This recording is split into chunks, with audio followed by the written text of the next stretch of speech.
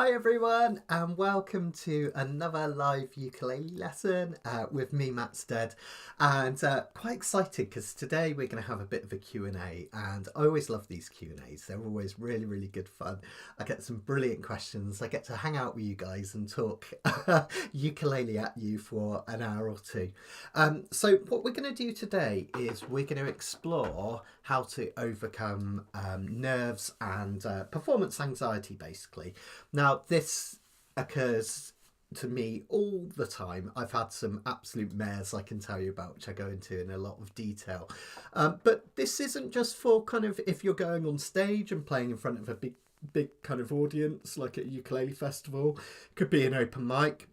But this could be just as much as playing, recording yourself on your phone or sharing it to a Facebook group. We all kind of suffer from this. And if you do, I think this would be really nice to turn it into a bit of a support group as well. So if you do suffer from performance anxiety, that sounds like something else, doesn't it?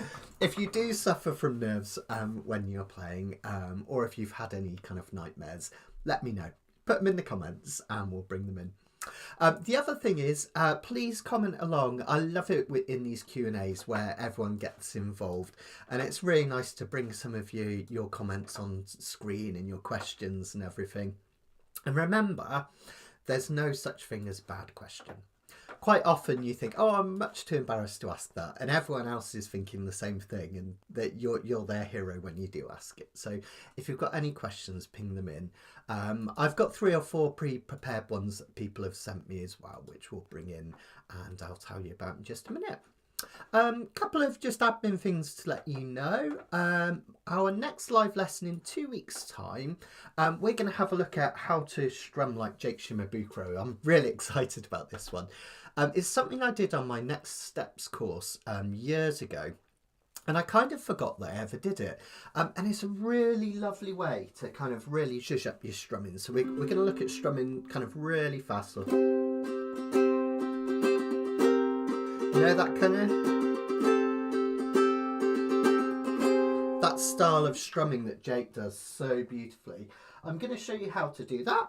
And we're also going to do that on a lovely version of While My Guitar Gently Weeps. We're not going to do the full chord melody version that Jake did because I can't do it. It's too hard.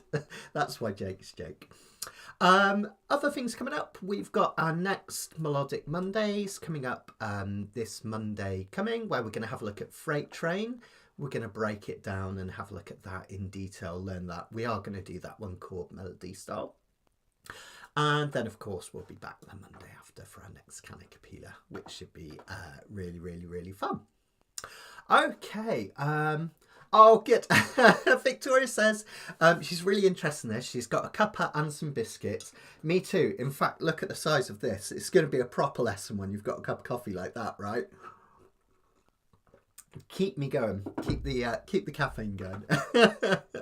So yeah, you may or may not need your uke today. I am going to show you how to do a bit of practicing though, so we will do a little bit of uke playing a little bit later on, but the main thing is to have your cup of coffee, cup of tea, packet of biscuits, and sit back and enjoy the conversation. Just a heads up as well. Hi Wayne. There are worksheets available for this one. I'll bring stuff up on screen as well so you can see it. But these are some of my own tips and tricks. We're going to cover most of these anyway in terms of overcoming nerves and performing. So we'll kind of look at this in detail as we go. But you can download it. Members get it free with their membership, and non-members can get it from PayPal, PayHip as well, and get it on there. So let's have a look. Now, first of all, I wanted to tell you a little story about this weekend. So this weekend I played up at Streakfest. Hi Stephen, I hope you're doing well. Hi Karen. And it was loads and loads of fun. Yeah, exactly, Victoria. Absolutely fine. Exactly. So yeah, I played up at Streakfest this weekend and it was loads of fun. I got to hang out with some brilliant people, and loads of you guys that were up there actually joined me on screen, which on stage, which was really exciting. You were part of my psychedelic band for Lucy in the Sky with Diamonds. Isn't that brilliant? And A Day in the Life as well, which was fantastic. But in terms of my set, I had a little bit of a nightmare because I didn't follow all my own advice that I'm about to tell you about today. So first of all, there's a caveat that even us performers don't follow it, and sometimes it goes horribly wrong for that reason. So my kind of tale of woe from last weekend was I had all of my sheet music on an iPad because I decided rather crazily in advance, and this is something we'll talk about, rather than doing my normal set of original ukulele pieces, I decided I was going to do an entire set of Beatles ukulele, but I only decided that like 2 weeks before the concert, so I was woefully unprepared anyway. So I took my music on my iPad and I forgot to take this little fella with me. And this little fella is a page turner basically for my iPad so that I can go between pages. So the only thing I could do to see the music that I was playing was to have 4 sheets of A4 all showing on one tiny iPad. Well, it turns out my eyesight wasn't good enough to see it. So several of the songs I started and I had no idea how they ended because I couldn't flip the page and I couldn't see what was going on. So that was a complete disaster. So that's my first lesson for you. Make sure you are prepared in advance with all your equipment and you've got everything ready, and try and practice your set long in advance. We'll look at this in a lot of detail in a minute, but I just wanted to share. I've had so many, I'm a very nervous player. I get very anxious when I'm playing, even after all these years. I'm better at coping with it than I used to be, but I still really struggle. It's something that I have a lot of nervous energy in my life, and I find it difficult to remain calm. So it happens to all of us. And in fact, I decided at Shriekfest that I'd had such a disaster with the equipment and everything that I was thinking, what's the worst thing that can ever happen at a gig? Well, I'm going to do it in front of everyone. So I've experienced that and things can only get better. So, and I'm sharing this to you guys on the internet as well, rather embarrassingly. In the final song, I took down my trousers. I thought, I can't, nothing else could go wrong. So if I do that, that's that's as far as it will go. So there's one of my top tips. If you're ever having a disastrous gig, just take off your trousers. It'll all be fine. Thanks, Wayne. Thank you. Yeah, I opened with Ramon. I had Phil Dolman hidden off stage, so I did a little trick where everyone thought I was playing ukulele, but I wasn't. And then I stopped playing mid-set and had a drink of Iron Brew. Okay, come on then. Let's bring on. I think I'll do a couple of questions first, then we'll go to the worksheets, and we'll go from there. So this was a question from Shell Fang. So I don't know if you're there, Shell, but this was your question. I'll put it on here and then we'll bring it onto screen. Thanks, Laura. Thank you. So Shell was asking, what are the benefits to performing in front of an audience? Because we're talking today in a lot of detail about dealing with that performance anxiety, but Shell raises a really good point, right? That sorry, I was distracted here. Shell raises a really good point that, do we have to perform in front of people? What are the advantages and disadvantages of it? And Shell basically goes on after that to ask, are they sufficient to warrant the hard work needed to overcome performance anxiety? Now, this is a really interesting one and difficult to answer, but I'm going to give as honest an answer as possible. I think if you can brave it and you can perform in front of an audience, it's a fantastic thing to do. And I'll go through some of the reasons. First of all, in fact, wow, Barbara's answered my first one. I thought, well done, Barbara, it's like you read my mind. The sense of community is really important. And by performing in front of others, not only are you dealing with your own nerves and making it easier for yourself in future, and that's a life skill, isn't it? If you think about it, if you can perform ukulele in front of others, you can publicly talk in front of others. So, if you develop those skills, even if, you know, perhaps your daughter's getting married and you need to give the father of the bride speech, perhaps you've got something at work that you need to present, this stuff is really, really great. And when we perform, we're giving other people encouragement. So Barbara's dead right. In terms of the sense of community, it's a really good benefit, and you're doing a favour to others. And I always say, we've got a Facebook group called the Uke Students Hangout. Check it out if you're not already a member. And I always say, by putting those videos up, especially those people that put up their works in progress with the mistakes and all in, that's really encouraging, because otherwise all these players, including myself and, you know, hundreds and thousands of players around the world, we look at people like Jake Shimabukuro and James Hill, and we think that's how everyone plays, and we think our own playing is disastrous compared to that, right? So actually being honest and putting up those warts and all performances are really, really important. Karen's right as well. Yeah, the audience will give you energy and encouragement. Absolutely. And I found that at Shriekfest, you know, there are a couple of songs that I went really wrong on, but I started again and everyone was really supportive, and all the nonsense at the end made everyone laugh, right? So it's all good. Now, the other things in terms of recording yourself, particularly if you can do a recorded performance, is it really helps you to analyse your own playing. So if you want to be a better player, a fantastic thing to do is to record yourself playing. Whether you share it with a group or not is a whole other thing, that's up to you. But when we record ourselves, you notice little things. Often I notice that I'm a bit of a hypocrite. I always tell my students to get their thumb roughly on the back of the ukulele, because it keeps their wrist straight, which is really good for longevity and playing form. But sometimes mine creeps up over the top, and it's really useful for me to see that in videos and recognize it so that I can correct it. You might find that you may be strumming or hitting notes, and you might find that you're hitting a note and you're getting buzz on it, and you think, oh, that's so frustrating, why am I getting buzz on it, why doesn't it sound clean? And it might only be when you record yourself and you notice that your fingers are a little too close to the left hand fret as opposed to the right hand fret, where you'll get a clean note. So it's a really nice way to kind of analyse your own playing and check how you're doing. And recording especially is really powerful in another way, in that it records your own progress. And this is really, really important. I say this with a lot of my students, that by recording yourself, you see your own progress.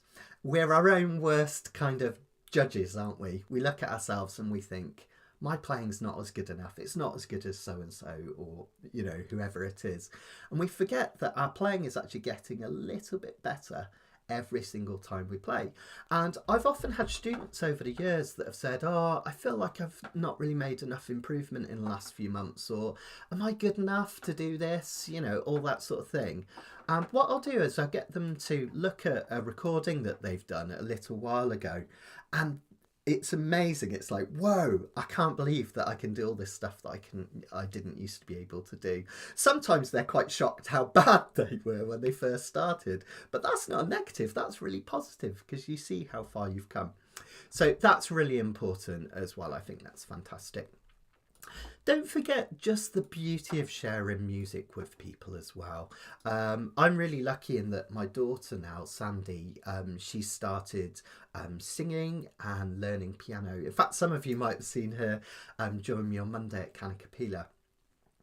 And the joy of just sitting down with her and making music together is just amazing. And the joy of sharing that music, your own original ideas, interpretations of songs, maybe your own comedy lyrics, you know, it's just such an absolutely fantastic thing to do. So I think definitely, I think the benefits of performing definitely outweigh the negatives, and I think it's really good to push yourself as well in terms of things, in terms of your playing. So let's see, we had another couple of questions. Let's bring in, this one came in today from Sally. Do let me know if you've got any questions as well. Yeah, that's really interesting. Laura, this is really interesting. I'll go on to this next because there's some interesting discussion about playing in groups. If you find it really terrifying to play on your own, it's a really good thing to do to perform in a group first. Even if you eventually want to go on to playing solo, it's a fantastic thing to do because you've got a backup basically. You've got other people behind your back helping you out basically, haven't you? Which is really fantastic, and it's a lot less scary. And you know that's one of the things that I did at the weekend myself when I was flailing around and I wasn't having a brilliant time of it. I knew that at the end of the show that all these lovely, amazing, fun people were going to come out and back me up, and it was so much relief when they came to join me that I had all that help. It was really, really good fun, and that's the same for everyone. So if you play with a local ukulele group, it's great to get out there, and of course you can always raise money for charity and do some brilliant things whilst you're doing so. A lot of our local groups, I don't know if any of you guys do this, let me know in the comments if you do, but a lot of our local groups, they raise money for charities and they'll go and perform in retirement homes and all sorts, so it's a fantastic thing to do. And this is exactly what happened to me, Laura and Indrani. I used to play in a rock and roll band back in the day. We were like a garage band. Used to play lots of 60s style stuff, punk, kind of quite punky and quite loud as well. And when that band split up, I decided to do some solo work. And my first gig, I just fell apart because I'd been practicing at home and I felt I had everything under my fingers and I didn't. It just crumbled apart at this first gig. And it was because I was so used to having a band behind me. If I made a mistake, it really didn't matter because we're all in it together. So if you've got any performance anxiety, try playing with another person. It's a fantastic thing to do.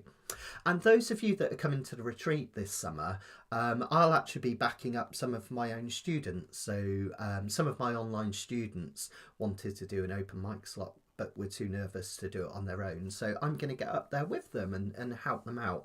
And that's a really nice thing to do for each other as well. So if you know someone that wants help, get up there. Be their backing band. I think that's a really good thing to do. So well done, guys.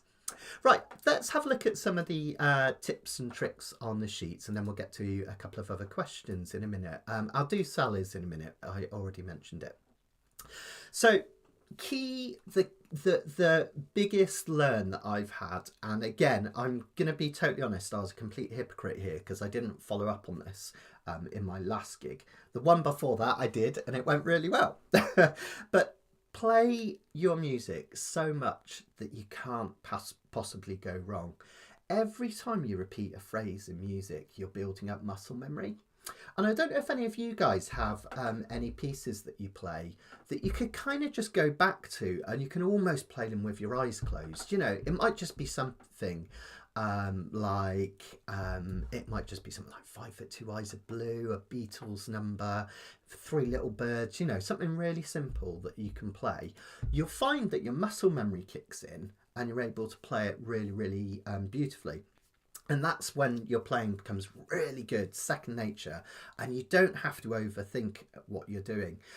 For me, almost every time that I've had a bad gig, every single time it's been because I don't know the pieces well enough. And I panic because I'm thinking about what's coming next in a piece rather than actually concentrating on playing it well.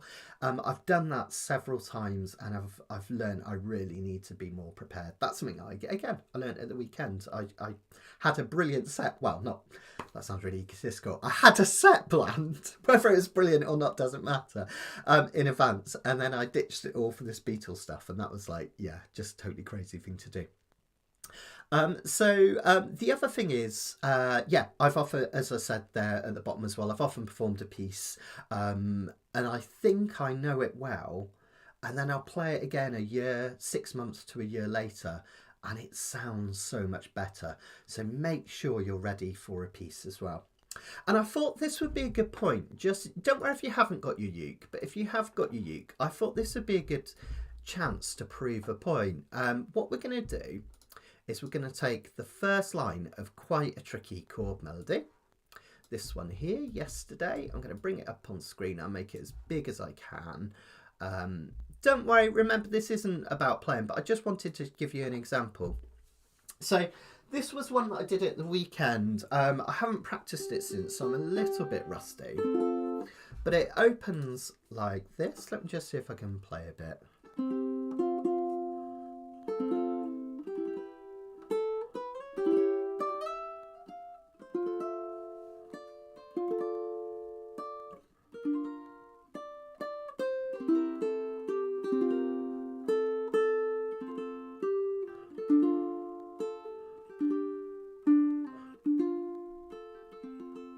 Okay, so it's quite a tricky little piece there.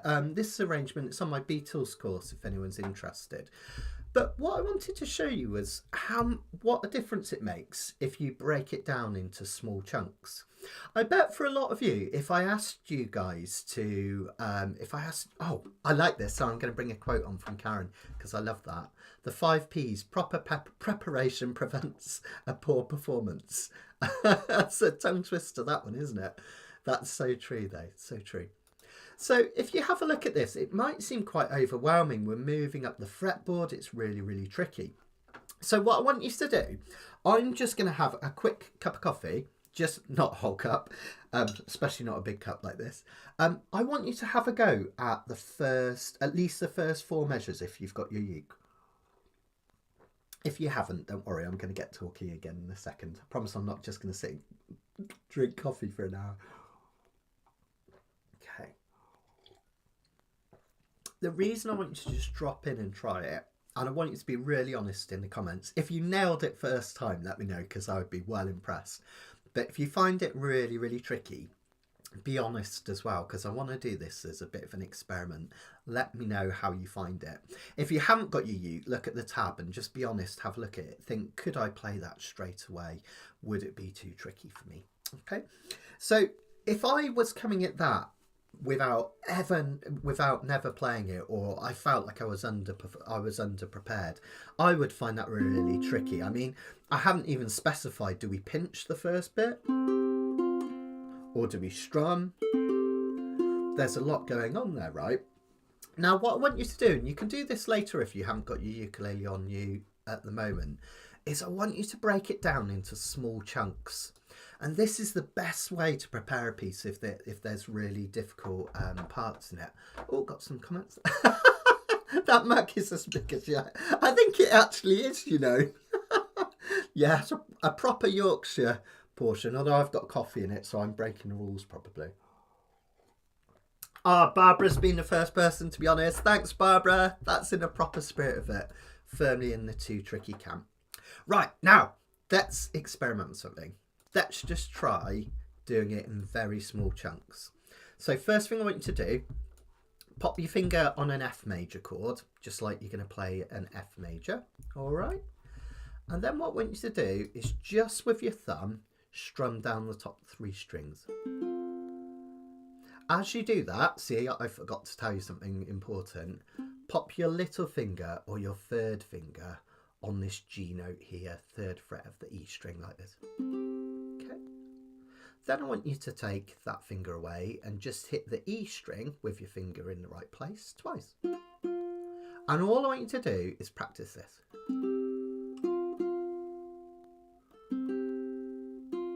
Okay. Yesterday.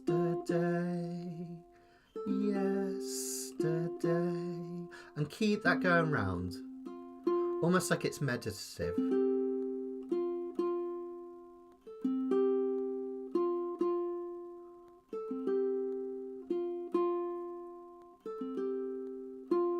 Okay, and I bet you can do that with practicing it a few times round like that. It feels relatively comfortable, right?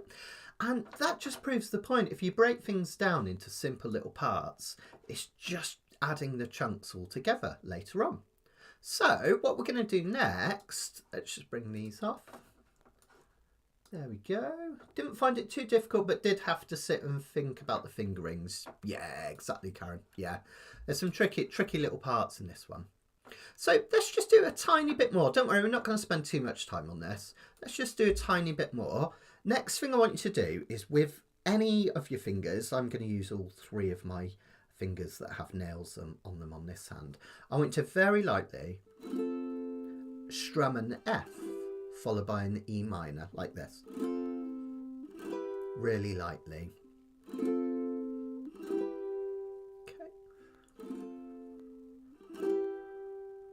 Then I want you to put the two together. Have a listen to this.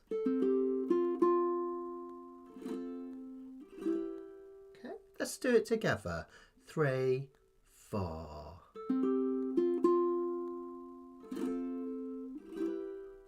And one more time. Okay.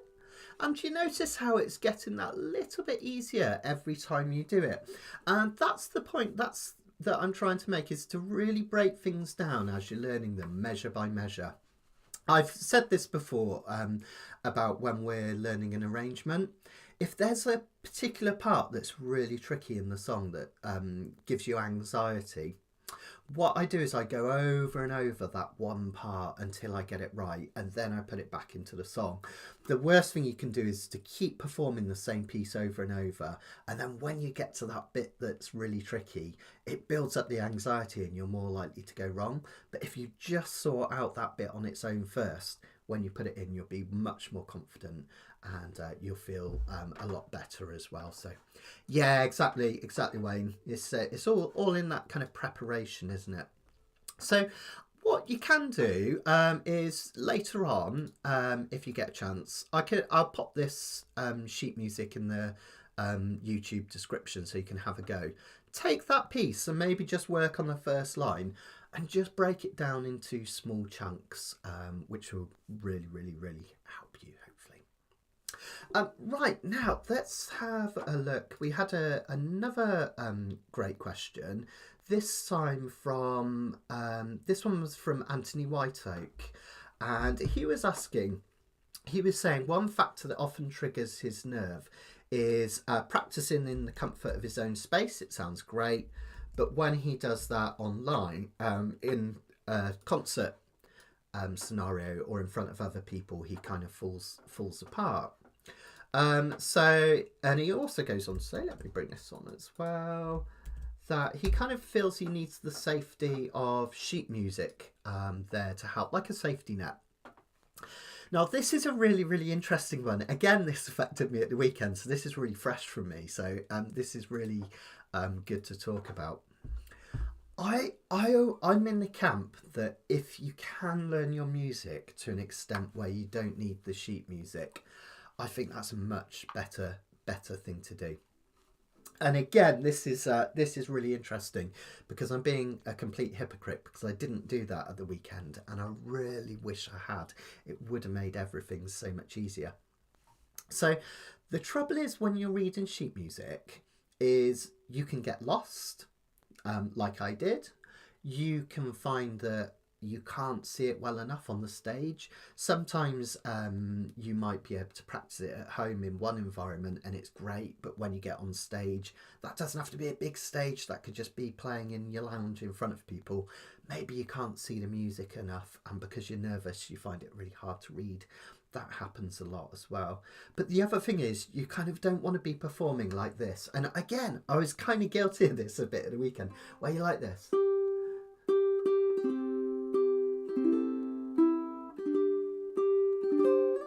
Because what's happening there is the audience will sense that you're not performing to them, you're performing to your iPad or sheet music. And it also means because you're concentrating so hard on reading the music and making sure you're playing the right notes, you forget all the important parts of performing and adding that kind of emotional resonance and stuff. And remember, the notes that you play are just one tiny part, aren't they?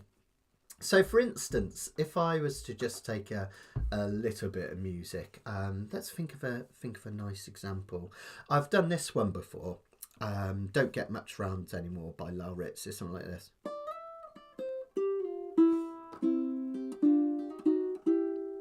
Now, the notes that I play are just one tiny bit of that performance. I could play them like this and it would sound kind of rubbish.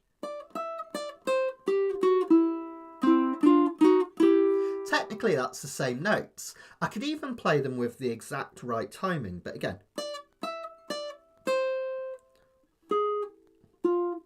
I've forgotten it now.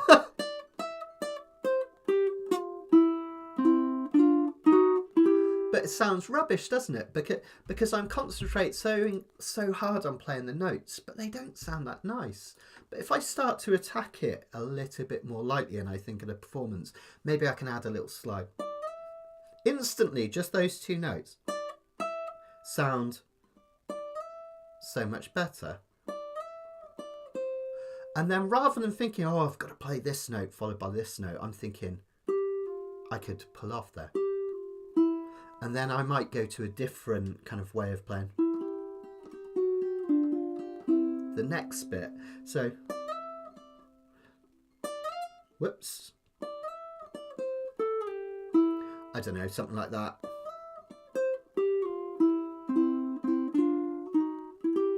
It starts to sound so much nicer.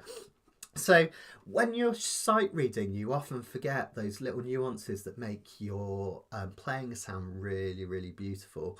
So it's much, much better to really concentrate on your performance and make sure it sounds really, really nice. No way, Andre. No worries, Andre. Really good to hear from you. So yeah. Indrani was saying she can't do anything by memory anymore. I definitely need to print out or a tablet in front of me. Now, I kind of sometimes I agree with that, Indrani, and that's why I took my iPads with me to the festival. But I kind of feel the same way. If I'm doing lots and lots of pieces of music, I forget them, and I always need the sheet music in front of me. And I've had students that say exactly the same thing, but it's not necessarily true. You often underestimate your own abilities to remember things.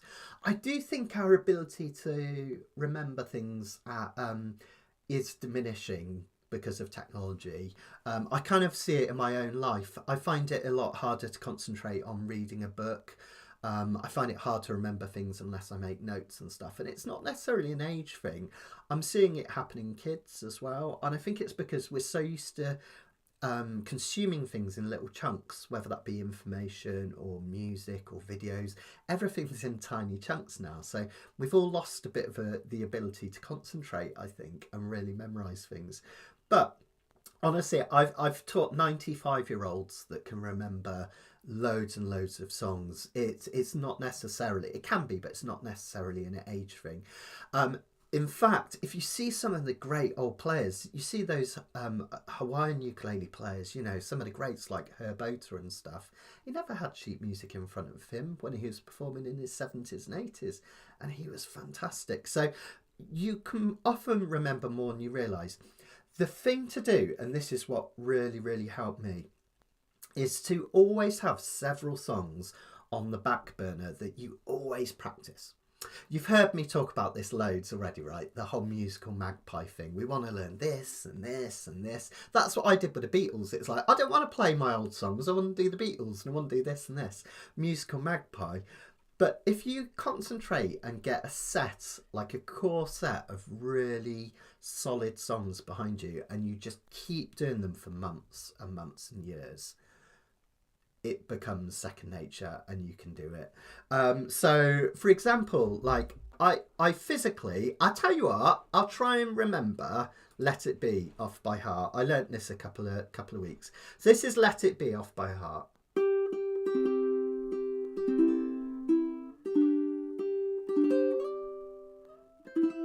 I'm struggling already to remember.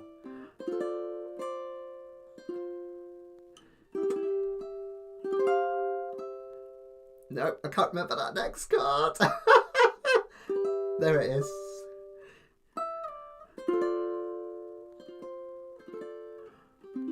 So I was panicking there. I really had to think about that. I've been learning that for a few weeks, but it's not there.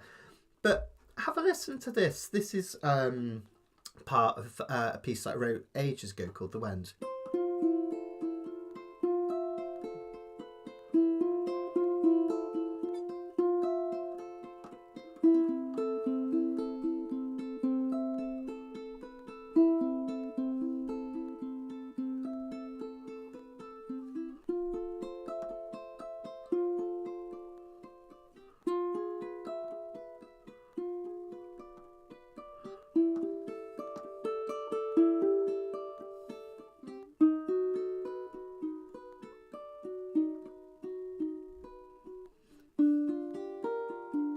So, and I can pretty much remember like every single note from that piece of music, even though it's 7 minutes long, because I've been playing it for a few years and I can remember every little bit of it.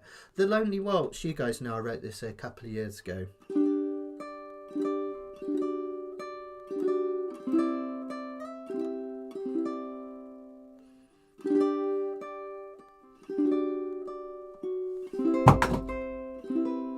That's just my pedal drop into the floor, don't worry. I'll just do it quick.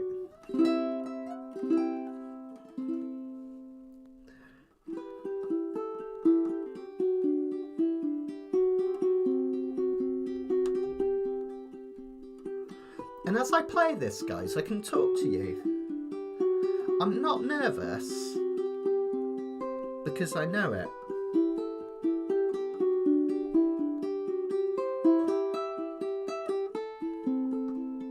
And I could even have a whole conversation whilst I was playing and get every little nuance.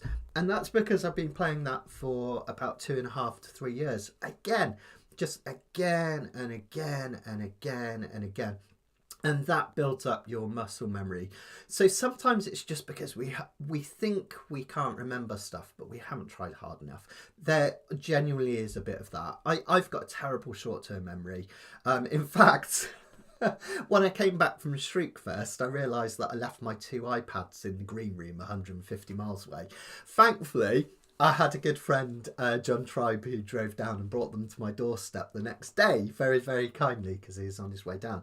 I forget my memory is absolutely shocking.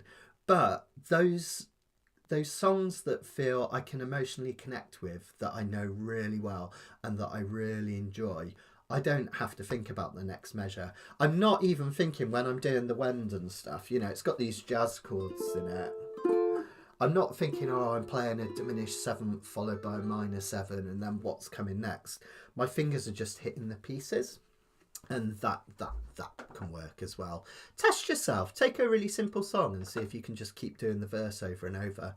When you've got that, see if you can do the chorus over and over, and then start to put them together, and then you'll get them kind of you'll get them internalized. So yeah, worth persevering with for sure. Let me just scroll back a bit because somebody was saying they get lost when they... Yeah. Karen says she's more likely to lose her place looking at sheet music when she's nervous. It just makes it worse. But by the same token, she hasn't bothered to memorise anything yet either. I think you should try, Karen. Maybe for the retreat, maybe just do...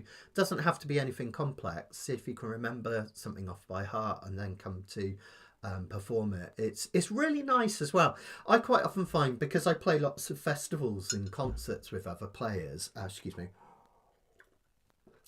I find it's really nice if there's some pieces, you know, like the back of your hand as well. Like there's a Hawaiian piece called Eku Morning Dew that I always play when I often play with Hawaiian players, and it's only 3 chords and I know it so well that I can just knock it out, and that means I can kind of just instantly perform with other players, and that's really empowering as well.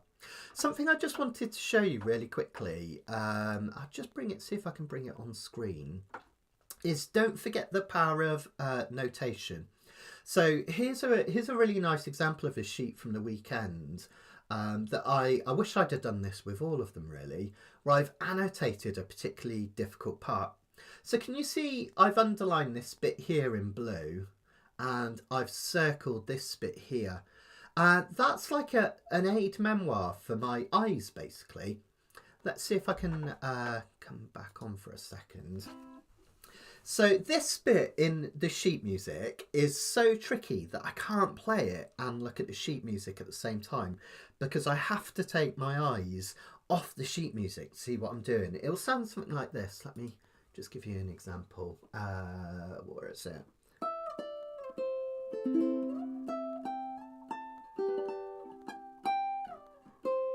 And then, see, I did it then, I forgot next.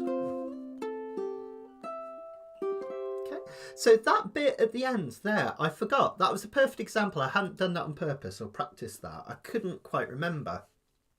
So I find when I'm performing this, if I'm looking at, I either go wrong because I'm looking at sheet music, so I'm not looking at what my fingers are doing. See, like that. Or I look at the sheet music and then it's like, where the heck was I in the sheet music? So what I've done by underlining the next bit, which is where I go to the F chord, it's like an aid memoir. So when I get up the top, I keep this on. This is a bit really high at the fretboard at the end of the line. And then when I go to the 10, 10, 3, now I look up and I can see that circle, it's that F bit. And I'm back on track. So it's really important if you are doing some sight reading, and it doesn't have to be as complex as this. It could be the same thing with some sheet music with words and chords on. If you find yourself not remembering particular passages and you have to do them from memory and then go back to the sheet, circle the next bit. So when you look up, bam, there it is. Sometimes I'll even, I think I've got my pen here, sometimes I'll even do something like this. Let me bring my iPad on again. What I might do is mark little sections in different colour. So this is like one section.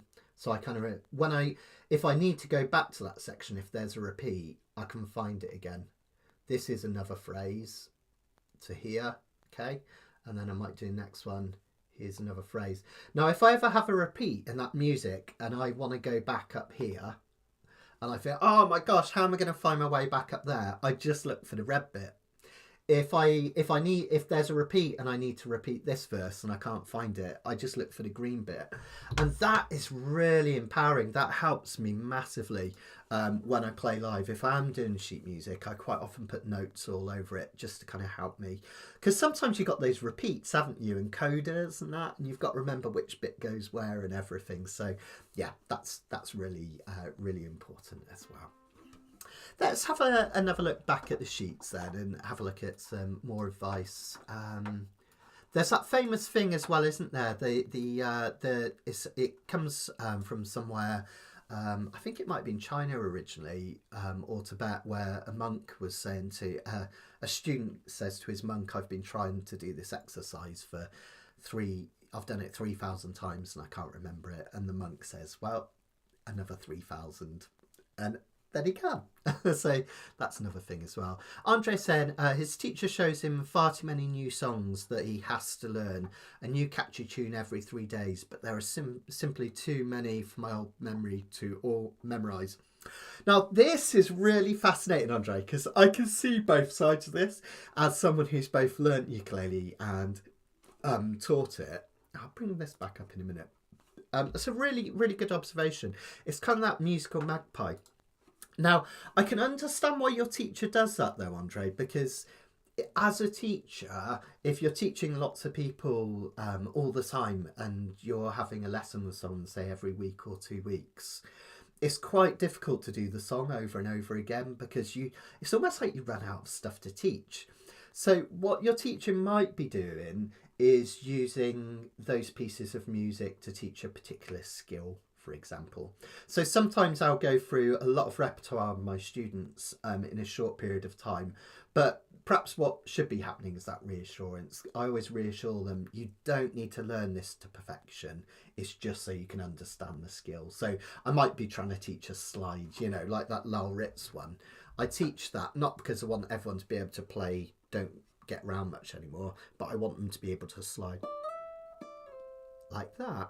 And that might be the key skill that I'm teaching that day. And sometimes you need lots of bits of repertoire to do.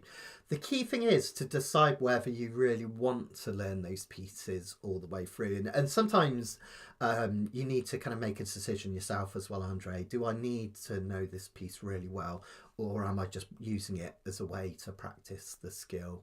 What I always say, again, this goes back to what I was saying about those pieces that I can play really well because I've learnt them over a couple of years and they're internalised. What I would do is don't worry about learning every piece of music, but try and have 3 or 4 standards that you really love to play. I do that on guitar. I'm learning guitar and I have like my go-to, like Blackbird by the Beatles. I love on guitar and I just keep going back to that. So if someone turns up at my house and they say, "Oh, play some guitar," I'm not like, you know, there's always something I can play and pick up. So have 3 or 4 on the back burner if you can, that you do all the time. But yeah, don't worry about learning every piece to perfection, because you don't necessarily need to, and you don't necessarily need to perform every one as well. Let's have a look at the next section then. This is more in terms of performing, in terms of getting ready to do it, not in terms of the repertoire. And this applies whether you're just recording a video of yourself or if you're playing on a big stage at a festival. It's the same thing. So getting into the right headspace is really, really important. So one of the things that I do, because my stage fright was so bad back in the day, I actually used to vomit before I went on stage. I'm like one of those performers. I do enjoy performing, but I used to take it so seriously and get so worried. I used to get so worked up. It was terrible. So one of my favourite things for headspace is just to almost pretend the audience isn't there. Sometimes they say pretend the audience naked, but that really doesn't help me. That makes me more nervous, right? That's like, what? That's terrifying. But what I do is sometimes if I'm on a really intricate piece, I kind of forget the audience is there. It depends on what you're performing. Obviously, if you're performing a fun song, you don't want to ignore the audience and just look. But say, something like Psy Waltz that I do.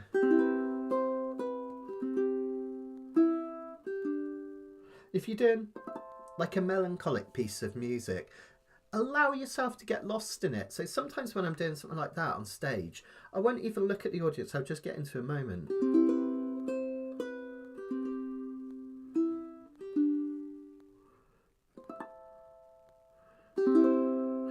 I've forgotten it then.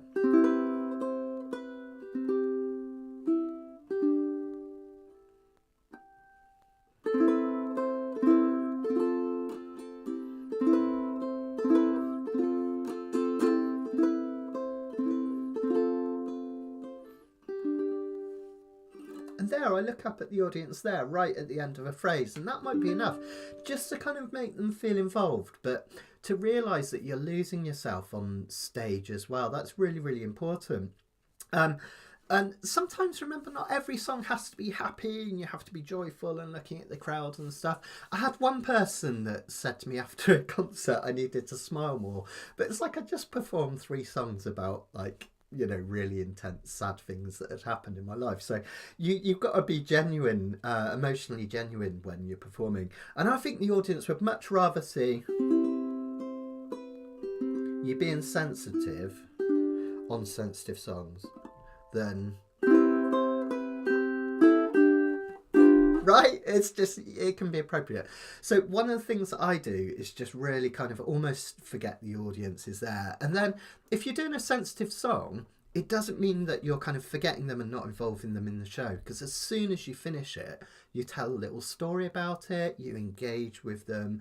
And again, this could be even, just something you've recorded for Facebook. This doesn't have to be on a big festival. So yeah, that really helps me as well. Sometimes I'll even close my eyes, oh, you can't see my eyes. Sort of,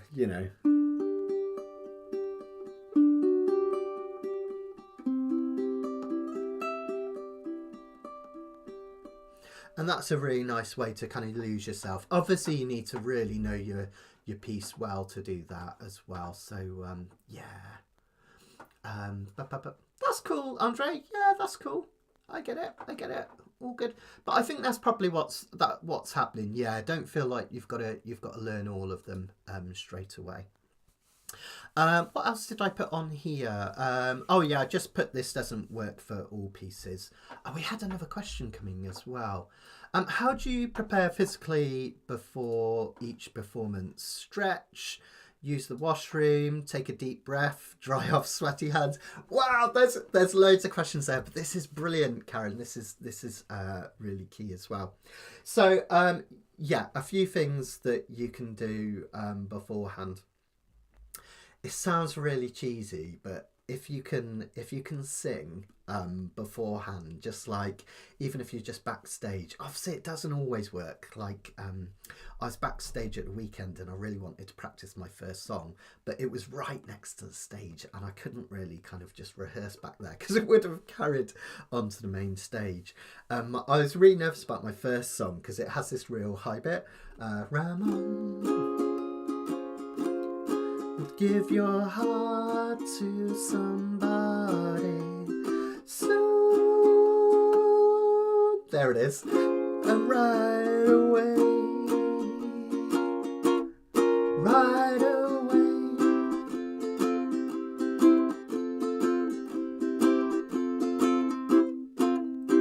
So what I would do, if ideally if I had the space and time, would be to hit that soon. See how long I can keep that going for. Soon.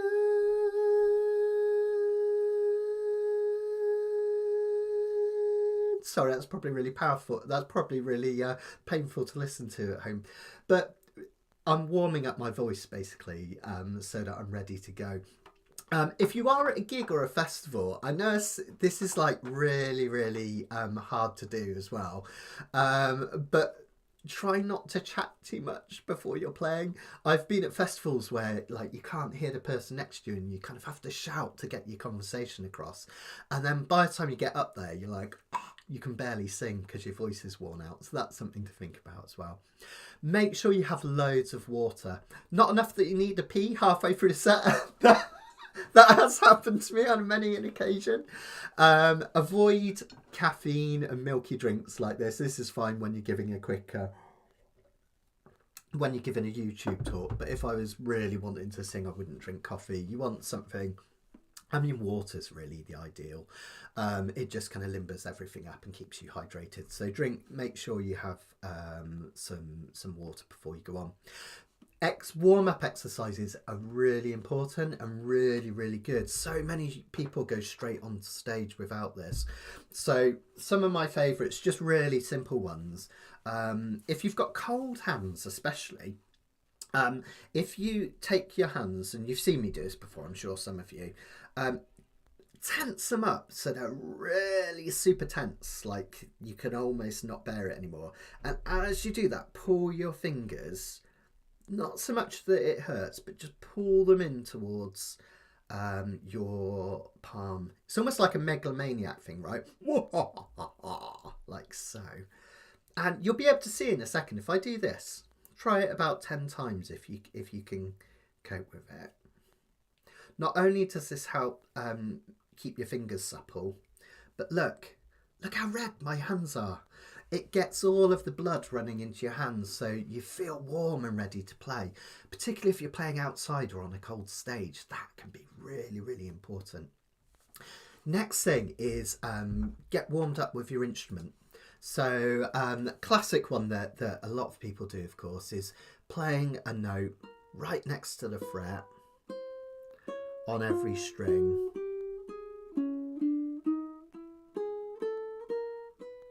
And again.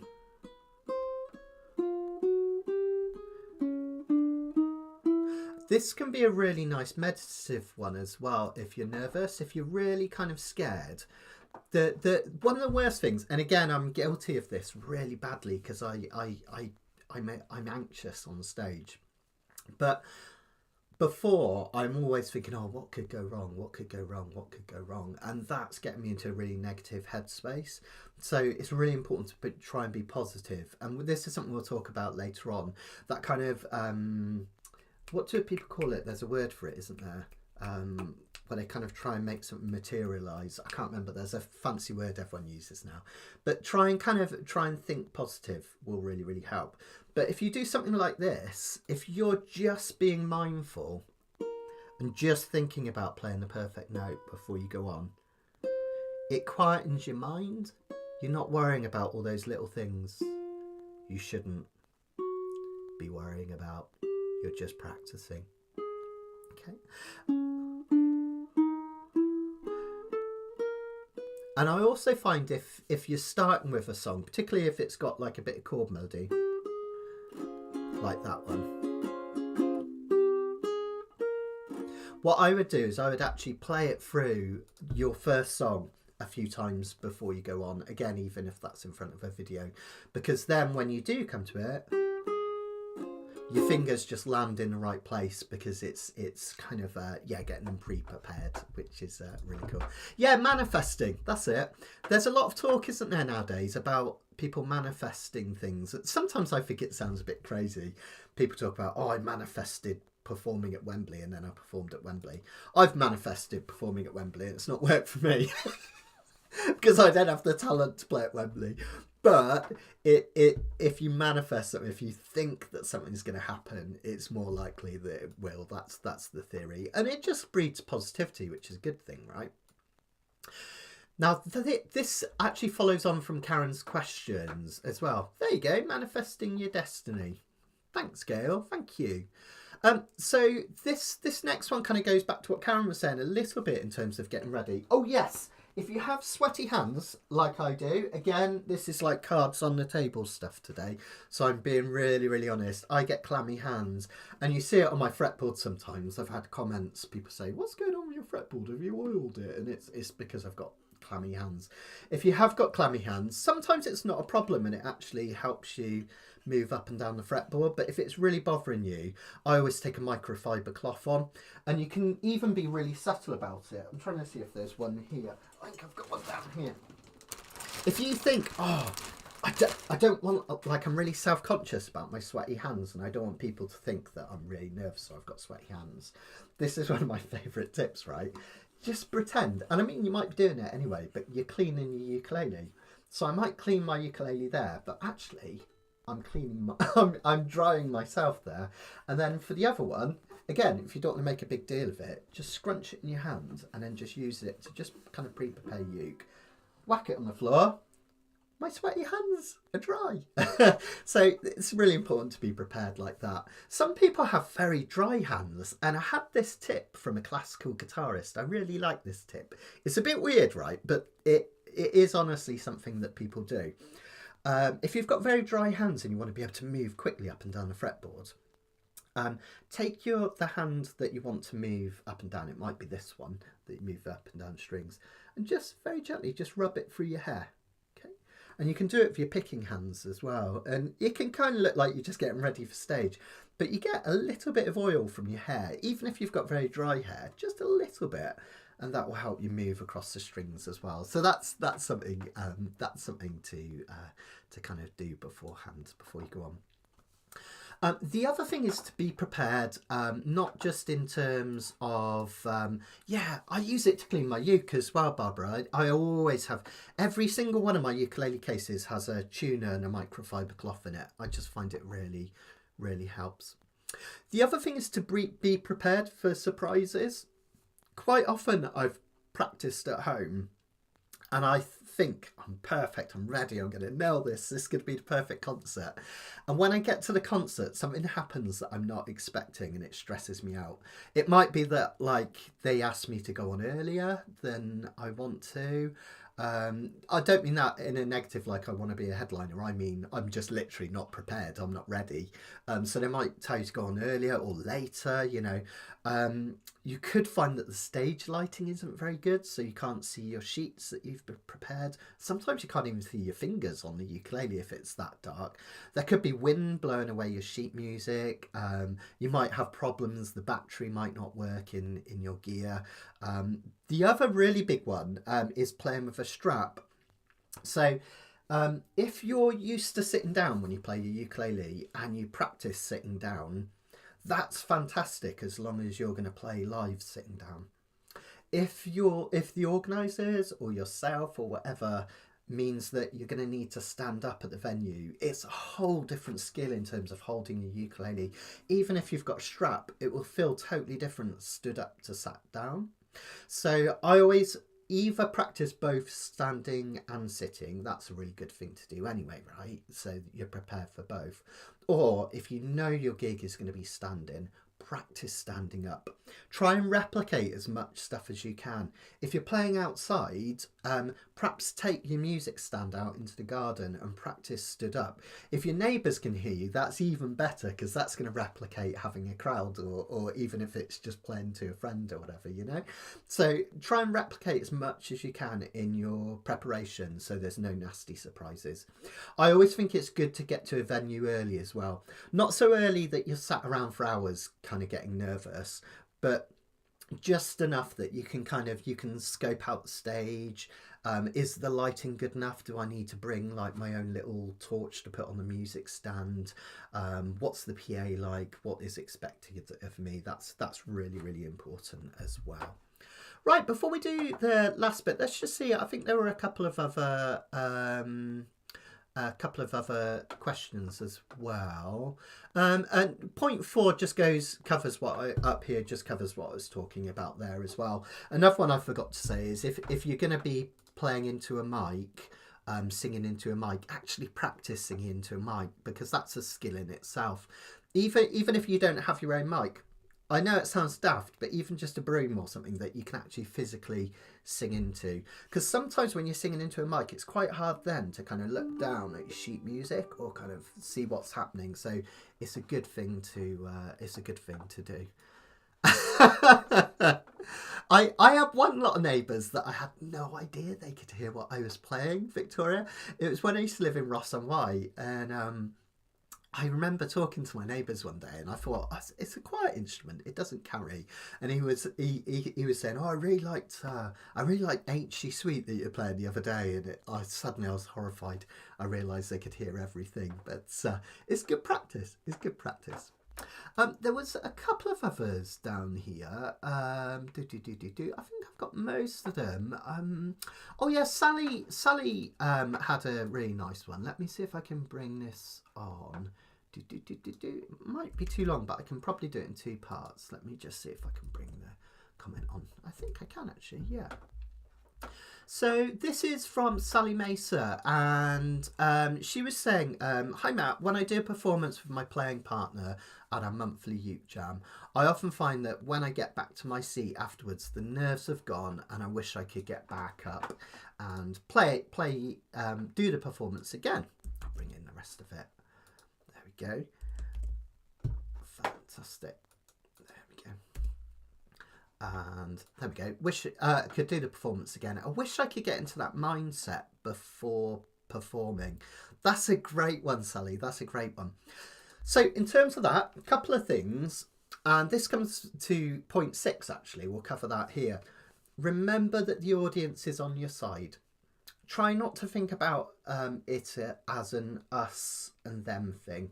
If you're playing in front of any kind of audience, whether it's your partner, your children, your local ukulele group, whatever it is, they want you to succeed, right? If they're there to be entertained, they want you to have fun and entertain them. They don't want to see you all nervous and stressed out.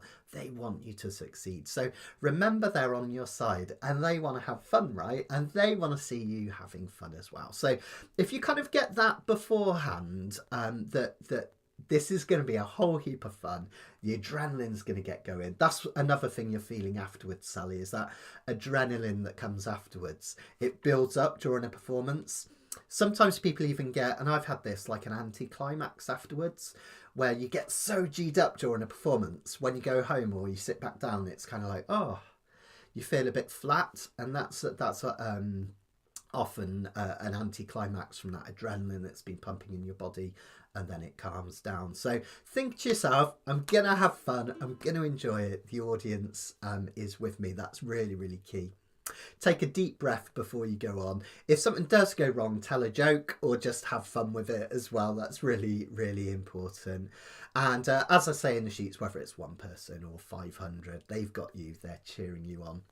The other thing you can do is, if you're at an open mic, is again, this is something that I'm guilty of because I used to do this at open mics. The worst thing when you're at an open mic is just to sit there and worry.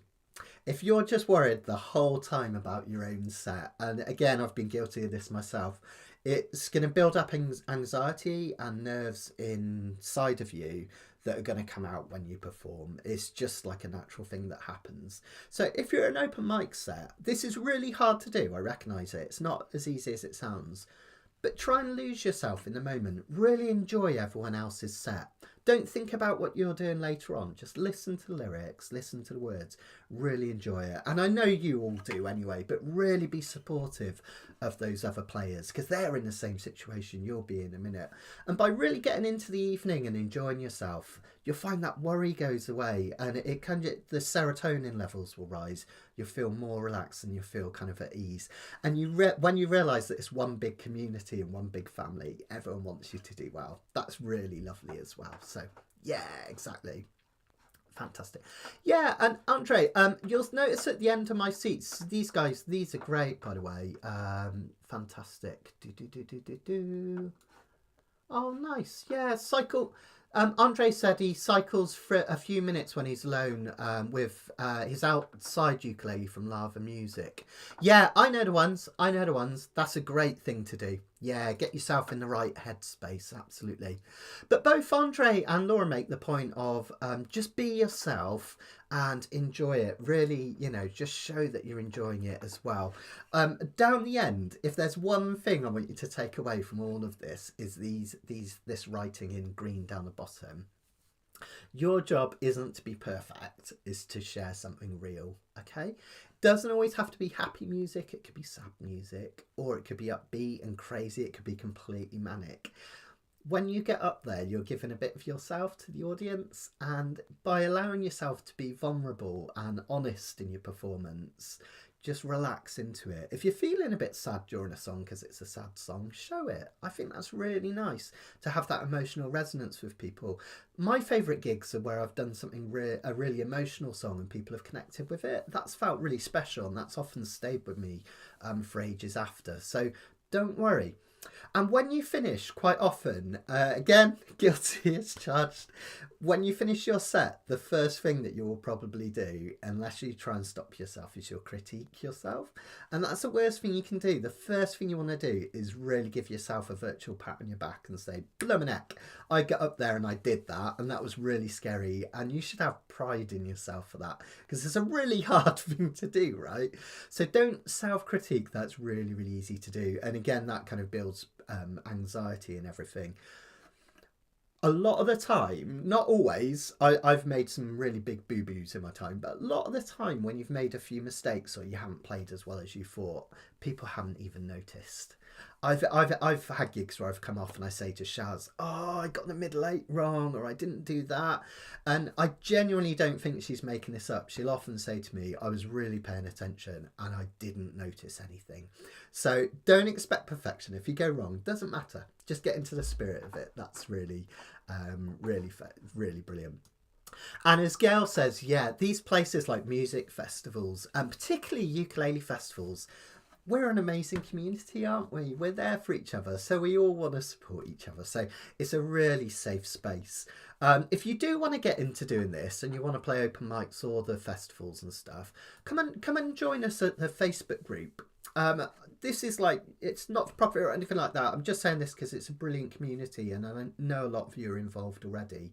Just look up Students Hangout, Matt Stead Ukulele, and you can post videos on there. And it's one of my favourite things to do is just go through and listen to what everyone's up to. And everyone's always gives such lovely supportive comments. There's never like, oh, that's rubbish, like you get in some, guitar circles and stuff. We're such a supportive community. So remember that. It's really, really important. Okay, I think I've covered most things here. I've got some bonus tips at the end, which is things that I've taken from books that I've read. So firstly, breathe deeply before you play. It calms your nervous system. When I get tense, I can feel my breathing getting shallow. So just mindful breaths. I like to do circular breathing. If you've never done that, it's a really nice thing to do in meditation, just to relax anyway. What I do, as I breathe in from your diaphragm, and you should feel your tummy actually going out when you breathe in. If it's going in, you're breathing up here, not from the diaphragm. So really breathe deep from the diaphragm. And then as you let the breath go, imagine it's going from your mouth down between your legs. And as you breathe in again, imagine that air is coming up your back. And then it goes again out the front. So you get this, it's often called circular breathing. So we breathe in,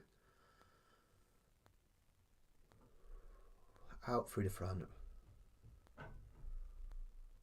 Imagine it's coming up your back as you're breathing. Out through the front, and really get into that circular breathing. Take it really, really slow. Be really mindful. Try to bring yourself into the present. So if you're really thinking of, oh, what's going to happen next? What will the stage be like? All this sort of stuff. Have a look around the room and see things that kind of draw your attention. It might be a ukulele, it could be a picture on the wall, but just really take it in. Think, you know, I know it sounds silly, but it really helps. Like I'm looking at a pink ukulele. I am right now with sparkles on it. There's a Kamaka ukulele hung up there on the wall. You know, think about sounds you can hear. Really bring yourself to the present. That's a really good thing to do. Visualize success, manifest it. We've talked about that. Try not to think about what can go wrong. Think about what can go right. That's really, really important. A ritual's really good. I've seen a lot of players do this and they never talk about it. Like a little ritual that you do before your first song. So it might be a warm up. It could be a sip of water, maybe just relaxing you. Just something where it's like, okay, I'm in the moment, I'm going to go now. So you're not flustering about and getting your sheet music ready. A lot of the times people will put their music stand up, they're not quite ready, they haven't really looked at, is it far enough, is it close enough to them, is it going to fall over, are there things, you know. But just do all that first and then don't start playing. Just have a moment where it's just distract yourself, even if it's just a cup of water, relax. Breathe a couple of times, smile, and then welcome the audience. And it just kind of switches you on, so you're kind of ready for each time you perform. So, and then finally, just remember, celebrate those little wins. Every time you play live, you're performing. Now, let me know if there's any questions. Yeah, smile and moving whilst playing isn't always bad. No, it depends what you're doing, Mary. Yeah, totally. If you're singing a happy song, perform it in a happy way. If you're singing a sad song, you don't necessarily you can perform it in a real way. So just keep it real. That sounds really cheesy, doesn't it? Keep it real, man. So there was something else. I'm going to see if I can do this where Rebecca was asking. Let me just put my uke down so I don't drop it. Oh, this is not a tip about performing, but this is one of the best tips I learned the hard way. As soon as you finish your music, if you've got a valuable ukulele or one you really cherish, before you do anything else, put that ukulele in its case and close all the locks. I've had so many ukuleles damaged where I've just been like, all the adrenaline in the moment and I want to go and talk to people. People are coming up to talk to you on stage and stuff. And I've kicked my ukulele across the stage or I've knocked it over, you know, all that stuff. But if you treasure your ukulele, just think, this is what I'm going to do. I'm going to look after it. So the moment you've finished, after you've thanked everyone, even if it's just your pet, take your uke, put it in a case, know it's safe, and then you can relax. All right. I once played a WI in Hereford and a lady came up on stage to congratulate me. It was really nice. It's only like a tiny gig in front of her WI, but she kicked my Canalea ukulele halfway across the stage and I had to do some really good acting. I was really, really upset, but I was like, it's fine. It's just a ukulele. Don't sweat it. And inside I was like, my heart was broken. So just something to think about. Now, I'm going to see, because Rebecca was just asking if I could talk a little bit about how I record, position the phone and things like that when I do recording. Let me see if I can bring this in quickly. There we go. So Rebecca was saying she'd love to hear about the hardware, phone, mic, computer, etc., and software that people use to make videos and where to position position your phone for the best sound. So I'll talk about my setup in just a minute, but if anyone's got any setups that they want to share themselves, please let us know in the comment. I don't think it needs, doesn't always have to be something really, really complex in terms of recording.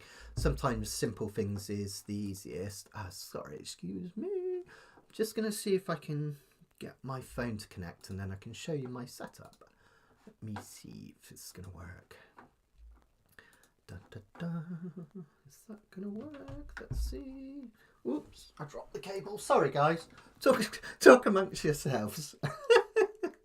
Talk about being prepared, eh? Let's see if this works. Is this going to work? Hopefully, in a minute it might do. No, I wonder. Let me try a couple of other things. Sorry, guys. I'm just trying to connect my phone and get it to work. So what about if I do it from the camera? Aha! We're in.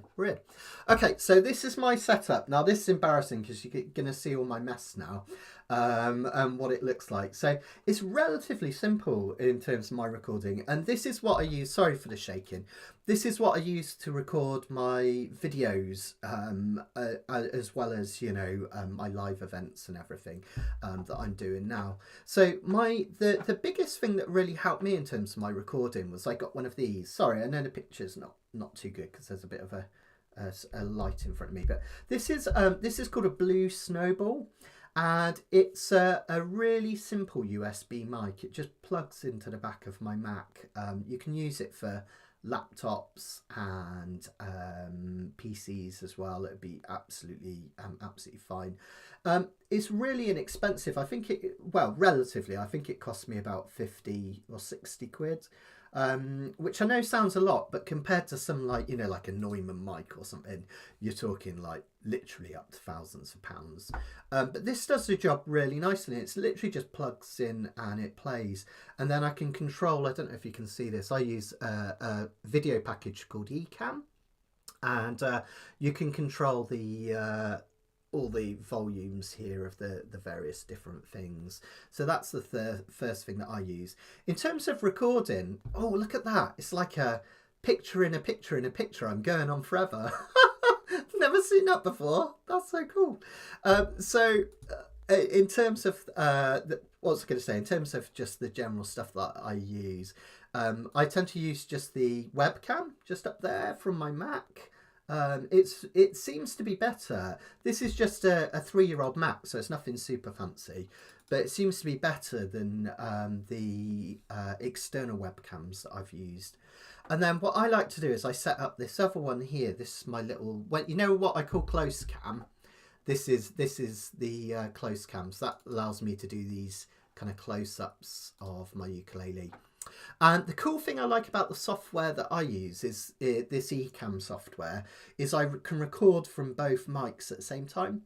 So I don't, if you've noticed in my recent Beatles videos, I'll quite often cut. So it makes it a bit more interesting for the viewer. It's not so boring just seeing my ugly head the whole time. But it also means they can have close-ups of what I'm doing whilst I'm playing. So it records both at the same time, and then you use video editing to piece them together. That one is a, what's that? It's a, I've got it on my thing here, Logitech G Hub camera. If you could get a 4K, they work really, really nicely. 4K cameras. So, and you get a little app with it. Looks something like this on my computer when it's done, where you can connect it. But yeah, really, really, really simple to use. MX Brio, my one's called. And then I have my iPad next to the computer as well. So if I'm doing something like today, and I'm talking, I tend to like to have it set up with literally like the sheets that I'm going to do. So when I do Canacapella, this is what I'm looking at when I'm singing to you guys. So what you can do is if you're performing and recording, have your iPad really near the screen, and that can be really important. Let me just come back a second. So what you want to do if you're recording yourself and you are using sheet music or reading lyrics is literally have the let me see if I can go back to this. Have the iPad or whatever actually not here, which is next to my Mac. I'll actually bring it and I'll put the iPad right here. And there's a big difference. I'll show you what I mean. if I'm I do get this uncanny capilla, you know, I know, because I always warn people I might be looking at lyrics. But if it's here, imagine I'm playing, I'm kind of looking off into the distance, aren't I? And it kind of, it doesn't feel like I'm performing to you guys. But when I'm recording myself, like the Beatles stuff, or like if I was you guys recording for Facebook, if I bring that and I place it down here, then I can look at the screen, and even if I'm looking up and down, like, it feels like I'm performing to you. So have your sheet music close by, definitely, in terms of recording. But remember, guys, you don't need super fancy stuff. iPhones are really good for recording. Sally's saying her iPhone picks up the uke too much and it dominates over the singing. That can happen. It's because of the kind of, no worries, Victoria, see you again. So I've been talking for England, haven't I? If you're finding the iPhone mic is picking up your uke too much, it might be worth just raising it a bit. Quite often when we're recording, I used to do this through an iPhone. We put the iPhone down on the table, don't we? And if you think about it, that's kind of the same level as your uke, so it's going to come through a lot more. So try and raise it. You could use an iPhone stand or something, or just put it on a shelf. That will often help. But it is a genuine problem, Sally, with iPhones. They tend to pick up the treble and the mids more than the bass, so you tend to get, your singing will come through a lot more than your ukulele will come through a lot more than your singing. So that's why I love those snowballs. As I say, relatively cheap.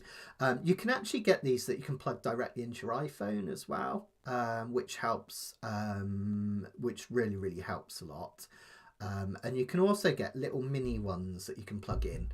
I'm trying to see, like for my, I'll often use one of these Rode ones that can go, that goes directly into my camera, but you can get these that go directly into the iPhone as well. And just having an external mic, even if it's just a USB one, it just levels everything out. You get a little bit more bass, mid, and it's not all treble, which is great. I kind of wish my beginners video I recorded just using my iPhone, and I'm starting to go back and re-record them all because the sound quality wasn't as good as using USB mic. So yeah, have a think about that for sure. And you want to have your mic, if you're playing uke and singing, you want to have your mic about half meter away. If you go too far away, it's going to sound really tinny, like you're playing in another room. If you're too close, you're going to overpower it. So try and get it about, I would say about half a meter away feels right for me in terms of where it's going to be. And try not to bang your ukulele too hard. I quite often will do that when I'm getting carried away with Canacapilla. And I have a little dial here on Canacapilla. I don't know if you can see that. I can, if I... There you go. See that dial? Loud! When that goes to the red, I know that I'm playing like way too loud. So try not to push everything too hard. Andre, I've started using Page Turner recently. Yeah, I use... Hang on. It's on the floor. I dropped it. I use this one. This was just a cheap one off Amazon. Lakato. I think it's a Chinese brand. And this uses, you can either use 5G or Bluetooth to connect to your iPad, or you can actually wire it into your iPad, which is a bit more reliable. I love this. It really helps when I'm doing long pieces of music that are sort of 4 or 5 pages. It allows me to flip between the pages.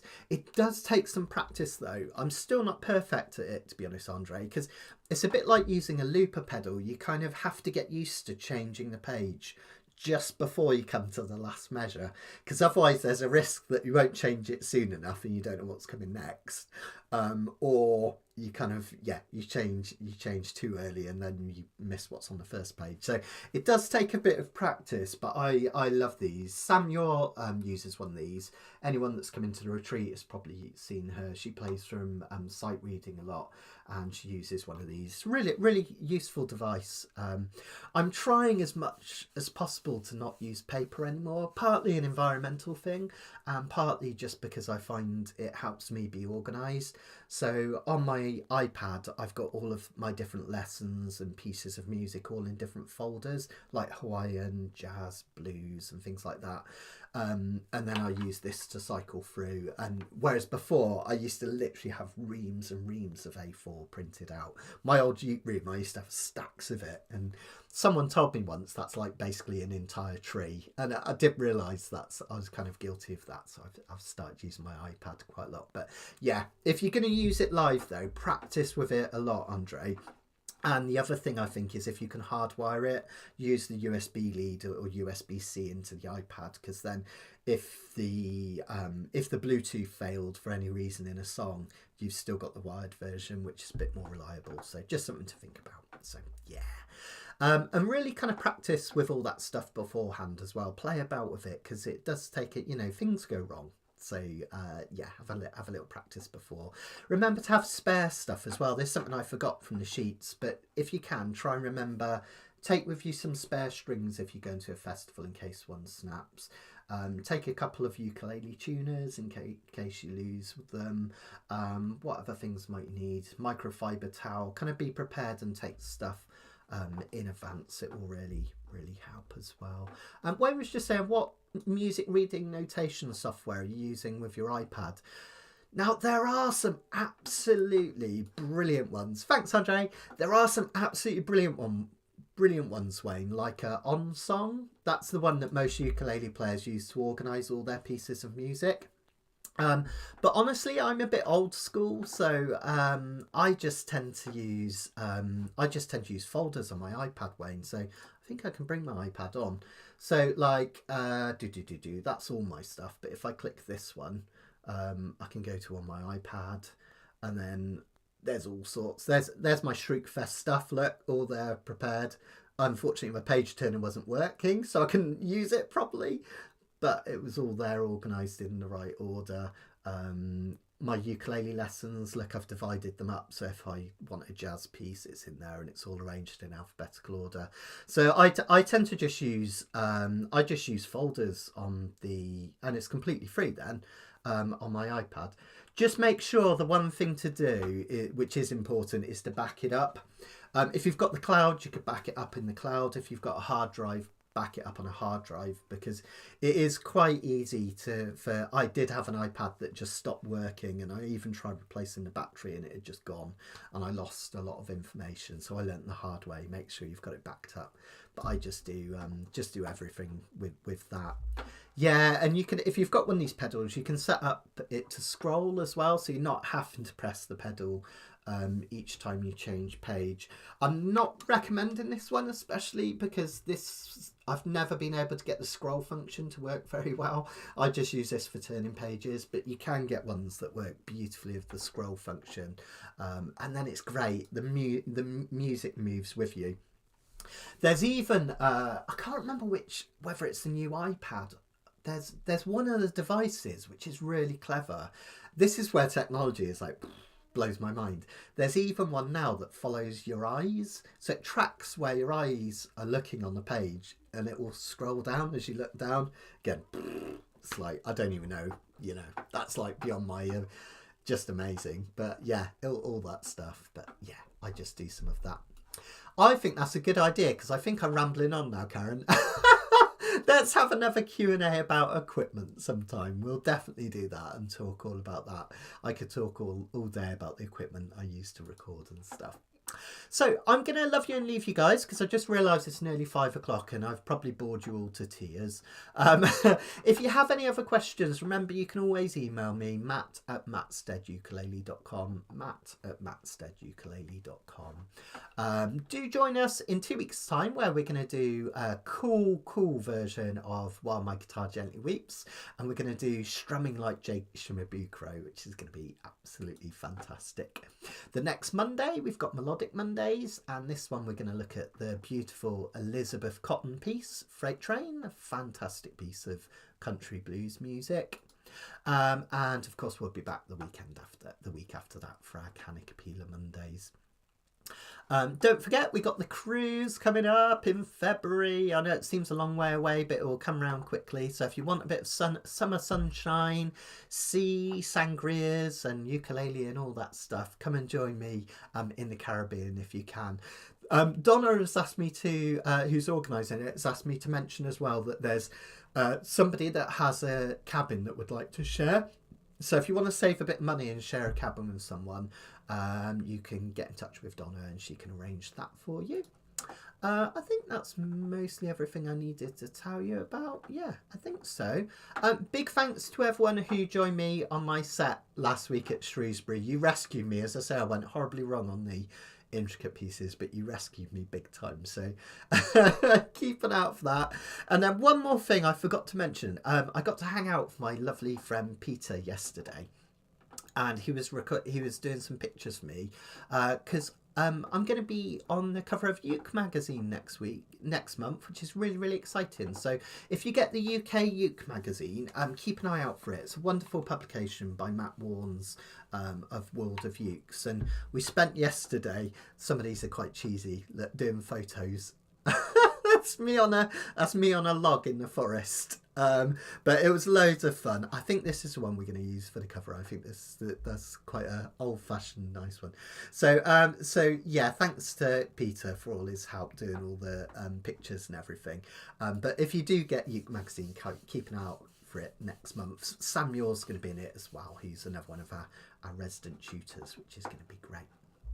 Brilliant. Oh, thank you guys. You guys are so kind. Sometimes I worry I go on and on and on. I think it's good that I'm not just talking into the void, so that's good. Don't worry, Andre. As with all the stuff, we're going to make it easy and it looks. So all about thinking phonetically, you know, all the walk, running, and running. We'll think about things rhythmically, so we'll get you into it. I absolutely promise you'll be absolutely fine. Well, take care, everyone. See you hopefully on Monday for the next Melodic Monday. I'll have a new Beatles on Uke lesson for you very soon as well. I'll put it all in the mail out when it goes soon. Take care, everyone. Thanks for joining me. It's been wonderful to just sit and chat with you guys. And I'll see you soon.